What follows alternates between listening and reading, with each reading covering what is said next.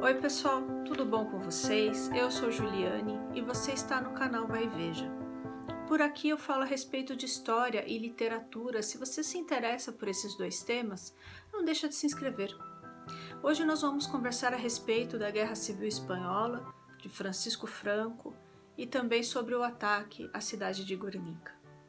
Em 1937, a Espanha se dividiu entre nacionalistas de um lado, liderados por Francisco Franco, e republicanos.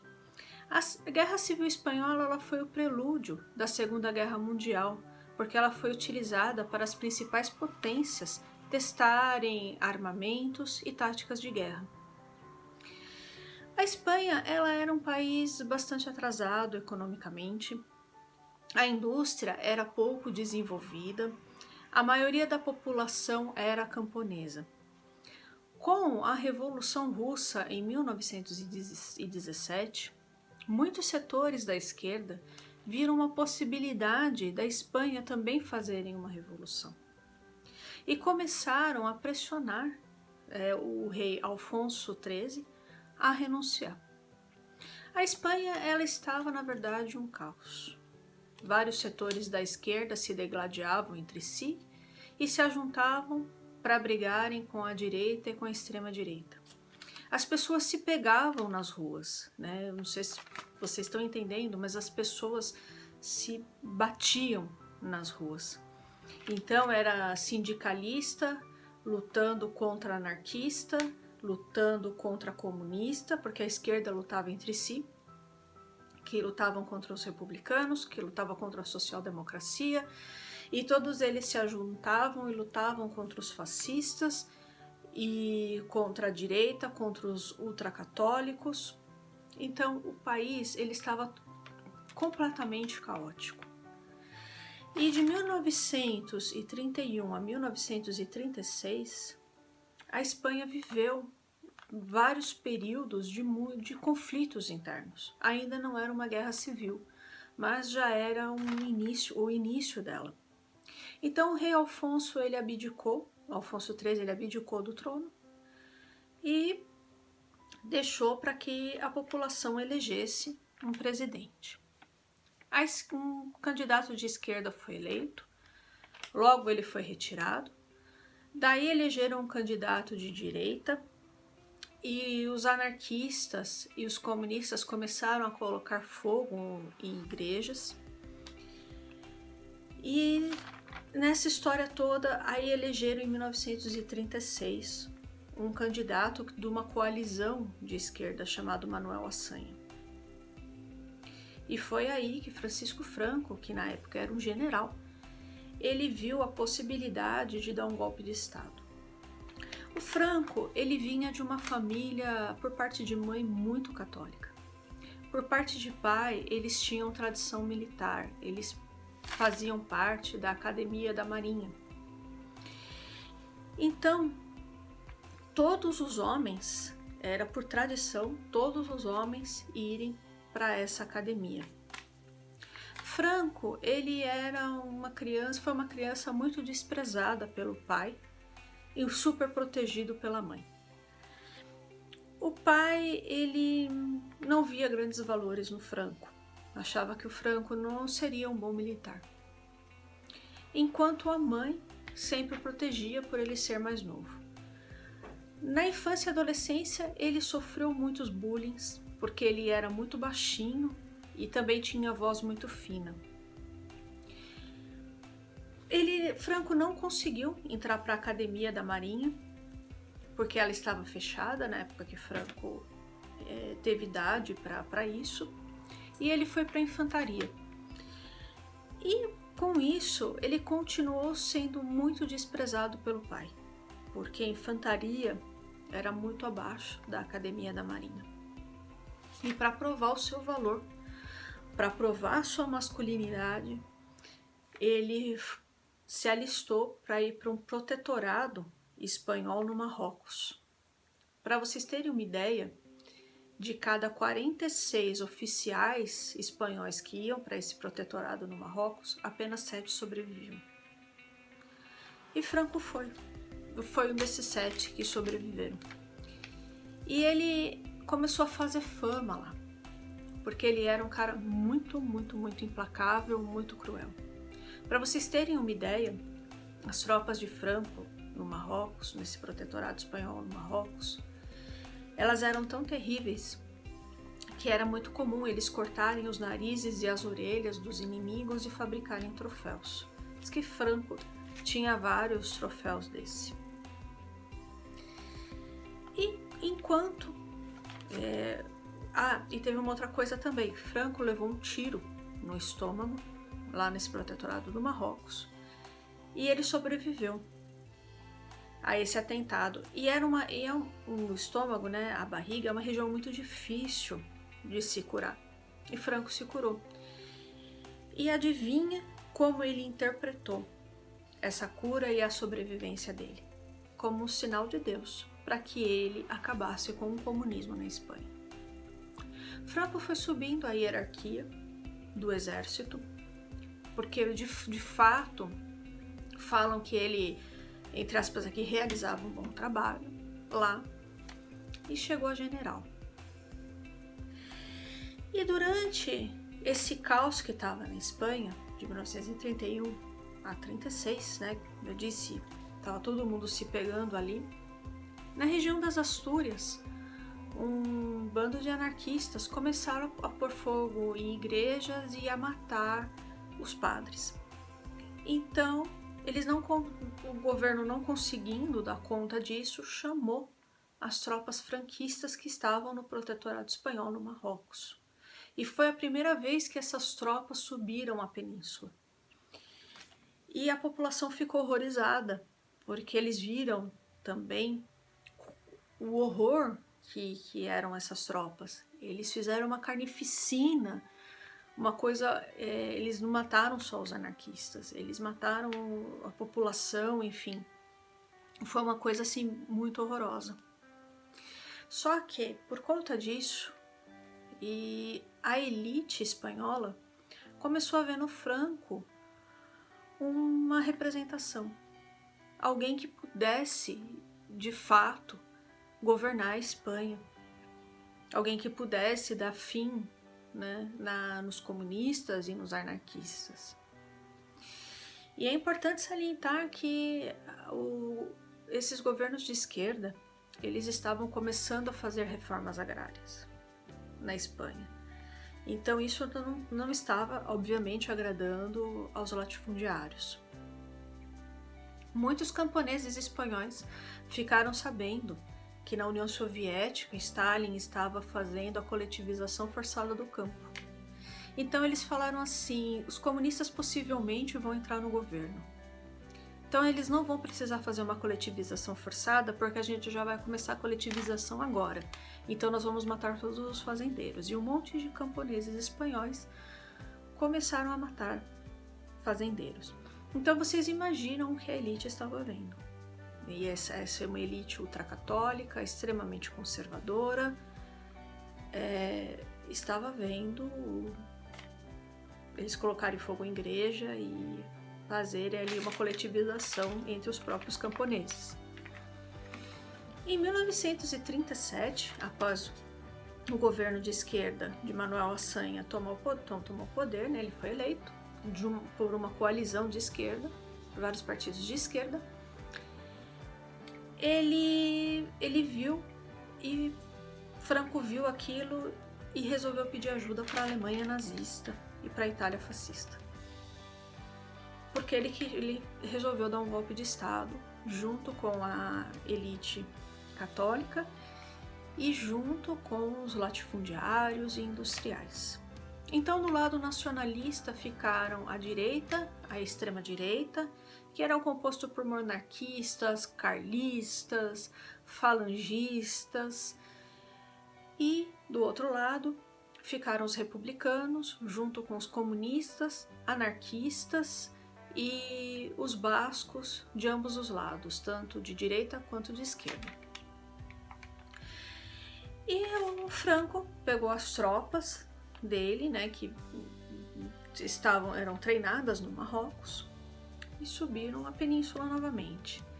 E no sul da Espanha ele foi recebido pelo exército republicano, munido de foices, porque eles não, e equipamentos agrícolas, eles não tinham nem armamentos para lutar, eram basicamente camponeses.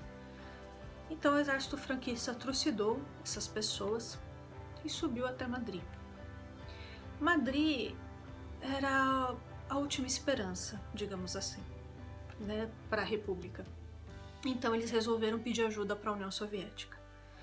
Stalin mandou tropas, mandou armamentos, e os soviéticos reclamavam bastante das tropas republicanas, porque falavam que eles não tinham disciplina militar, que eles não sabiam atirar direito, reclamavam que eles faziam siesta. Mas o que acontece, gente? Eram pessoas, o exército republicano basicamente eram pessoas comuns, que não tinham de fato nenhum treinamento militar mesmo. Tanto é que havia muitas mulheres que nunca tinham visto uma arma na frente. Elas aprendiam a atirar ali, às vezes aprendiam a atirar nos próprios combates. Não era um exército regular, muito diferente do exército do Franco, das tropas franquistas que ficavam no protetorado espanhol no Marrocos. Aquelas tropas estavam acostumadas a batalhas, certo? E a Alemanha, ela mandou a Luftwaffe muito interessada em treinar, de fato, os pilotos ali, interessada em treinar táticas de guerra, armamentos e tudo mais, mas também muito interessada nas indústrias do norte da Espanha, principalmente as indústrias do País Basco, né, que eu já vou falar sobre isso. A Madrid ofereceu uma grande resistência ao Franco. Foram dias, meses de muita luta, mas caiu, né? Não tinha como. O exército franquista era muito superior e ainda por cima tinha ajuda da Alemanha e da Itália.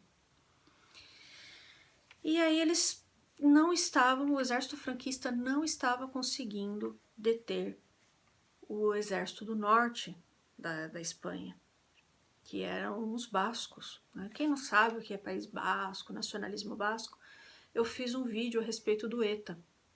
Eu vou deixar aqui nos cards para vocês darem uma olhada lá. E os bascos eram muito nacionalistas, muito resistentes. E mesmo com deficiência em questão de armamentos, as tropas franquistas não estavam conseguindo fazer com que eles se rendessem. Então eles resolveram fazer uma tática. Eles resolveram bombardear a cidade de Guernica, que era uma cidade pequena, no entanto era uma cidade muito simbólica para os bascos. Eles acreditam que ali, que naquela região, os primeiros bascos se formaram, digamos assim. Essa região também é a região até hoje a mais rica da Espanha, porque ali tem bastante reservas de carvão mineral, então a industrialização espanhola começou nessa região. E os alemães tinham muito interesse ali, né? Tanto é que depois da guerra eles tomam essas indústrias ali do País Basco, eles mandam alemães para lá, e parte do que é produzido na Espanha vai direto para a Alemanha. Bom, agora voltando aqui à história de Guernica. Eles resolvem acabar com a cidade. O Marechal von Richthofen, comandante da Luftwaffe, ele desenvolve uma tática de guerra que é chamada tapete-bomba. E eles acabam com a cidade, Eles bombardeiam a cidade inteira. E a cidade inteira pega fogo porque boa parte dela tinham construções de madeira, muitas casas de madeira e tal. E a cidade inteira pega fogo. 200 pessoas morrem. E essa tragédia foi imortalizada por Pablo Picasso no quadro Guernica. E dessa maneira Franco conseguiu fazer com que os bascos se rendessem. Franco venceu a guerra, se tornou um ditador espanhol e a carnificina continuou. de cara ele matou 20 mil republicanos. A Espanha tem tantas valas comuns, é o país que mais tem valas comuns, perdendo apenas para o Camboja. Durante o governo franquista, após a guerra, a Espanha foi tomada pela fome, né, porque Franco teve que pagar a ajuda alemã e teve que pagar a ajuda italiana. E boa parte das riquezas espanholas foram para os dois países. Também o campo parou de produzir, muitas pessoas morreram e a fome tomou conta. Os produtos, a população pagava 3 vezes o valor, por exemplo, de produtos básicos como arroz, feijão, grão de bico. Enfim, a coisa ficou muito difícil. Eu não sei se vocês assistiram o filme Fotógrafo de Mauthausen, mas aquelas pessoas, o fotógrafo inclusive, aqueles espanhóis, eles são republicanos. Eles são os republicanos que perderam a guerra na Espanha e foram lutar contra a Alemanha na França e acabaram sendo aprisionados e levados para Mauthausen. Esse filme é muito bom, tem resenha dele aqui, também eu vou deixar nos cards para vocês verem. E uma coisa também que os franquistas fizeram, eles começaram a pegar filhos de republicanos e colocar em conventos para transformá-los em católicos, em freiras e padres. Eles também mandavam para as famílias ultracatólicas criarem essas crianças, então muitas crianças desapareceram. Depois a ditadura na Argentina, né, copiou a mesma coisa, fizeram da mesma forma. E as execuções eram feitas praticamente em praça pública, né? E aqui eu trouxe um trecho do Antony Beevor para vocês verem como foi. O caudilho, o Franco, costumava ler as penas de morte enquanto tomava café depois das refeições, muitas vezes na presença de seu confessor, José Maria Bular. Escrevia-e nas que decidia que deviam ser cumpridas, e C, quando comutava a pena. Nas que, segundo ele, precisavam transformar-se num exemplo, escrevia garrote e prensa. Depois do café, o seu ajudante de ordens levava as sentenças para serem entregues ao governador militar de cada região de cada província, que as repassaria por telegrama ao diretor da penitenciária. Então, as penas seriam lidas em voz alta na galeria central da prisão. Alguns funcionários gostavam de ler o primeiro nome e depois fazer uma pausa, caso fosse um nome comum, como José ou Juan, para amedrontar todos os que o usavam antes de acrescentar o sobrenome. Na prisão feminina de Amorebieta, uma das freiras que serviam de carcereiras cumpria este dever. Eu usei como referência para fazer esse vídeo, gente, esse livro aqui, A Batalha pela Espanha, do Antony Beevor, um livro muito bom. Uma das coisas que Franco fez também foi construir prisões muito parecida com os gulags soviéticos. Então eram prisões com trabalhos forçados, inclusive ele utilizava essa mão de obra em minas de carvão, utilizou essa mão de obra até para construir um monumento aos nacionalistas chamado Vale dos Caídos. Enfim, a Espanha amargou aí 36 anos de ditadura, sendo a maior ditadura da Europa de todos os tempos. Então, pessoal, é isso o vídeo de hoje. Eu espero muitíssimo que você tenha gostado. Eu peço por gentileza para que você não se esqueça de deixar o seu like, compartilhar esse vídeo com seus amigos e se inscrever no canal também, tá bom? Um abraço e até o próximo vídeo.